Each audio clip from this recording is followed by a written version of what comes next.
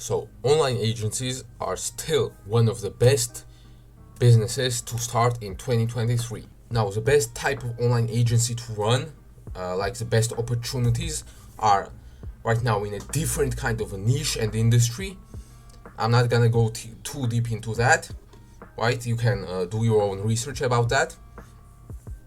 But basically, an online agency is still the best money making method in 2023.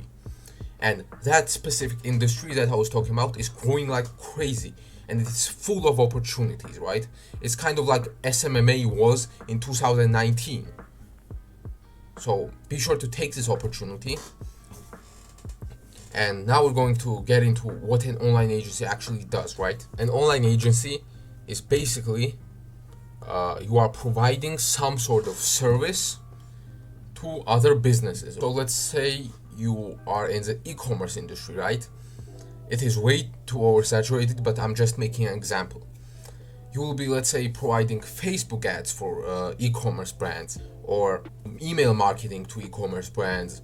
You can also do Google ads for e-commerce brands. There are lots of different services you can provide, right? And the thing is that it doesn't really have a startup cost. You can straight up just start outreaching to different companies until you close a client, and the client will be a guy who is paying you every month for your service, right? So let's say you find an e-commerce brand in the fitness industry and you actually close them and they start paying you. You already have a client and you can help them scale up their business, right? With the use of Facebook ads. And this is a very good option because you have reoccurring payments month to month, right? So it's not a one-time payment, and it is very viable, right? Now let's start off on how you actually start an online agency, right? So you will have to you can either create a website. Now in the beginning I don't really recommend that. You can just straight up simply create an Instagram page for your agency, and that could be it. You don't really have anything much to do. Now that's in the beginning. You can of course create a website later down the line, but in the beginning it won't really benefit you. So stick to an Instagram page, kind of post around 24 posts so you look kind of professional. Do a professional bio, a good logo, good posts with value in them, and you will look professional. Now, that's how you create an Instagram page, right? Don't waste too much time thinking about the logo or the name. Just simply create a simple one. It doesn't have to be crazy, just a simple one can do, okay? Minimalistic, right? Don't think too much about it. Kind of think about a name for your agency, and the first thing that comes to mind, that should be your name, right? Now, then you want to start outreach, right? So there are different ways of outreach. There is cold emails, there is DMs on Instagram or Twitter, and there is cold calling. Now, I don't really recommend cold calling in 2023 because it's kind of an old way, but the DMs and cold emails are a great way, right? You can choose whatever ones you are more comfortable with.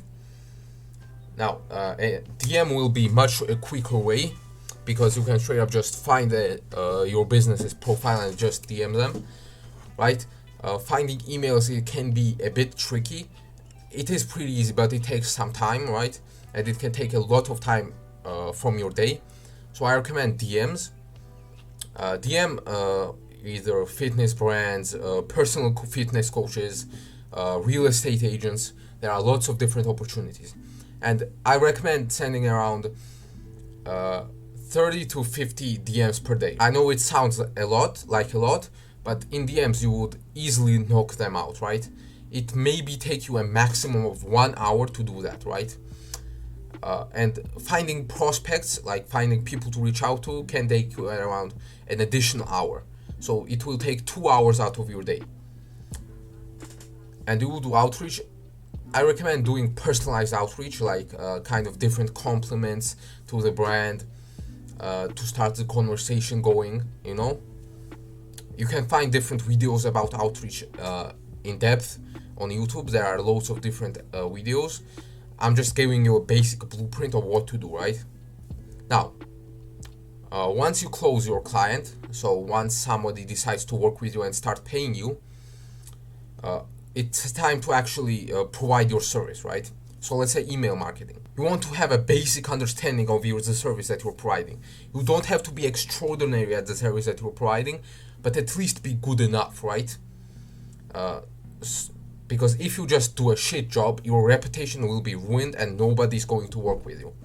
So take the time to actually master your skill, at least the basics of it, at least the basics of email marketing, let's say, before you actually start providing your service, right? So when it comes to providing your service, what type of service you're going to provide is going to depend on the actual client. He is going to tell you what their goals are, what they want to accomplish with email marketing, different stuff like that. So you gauge a basic understanding of the work that you're going to do, and from there on it's very simple. The hardest part of running an online agency is the outreach, right?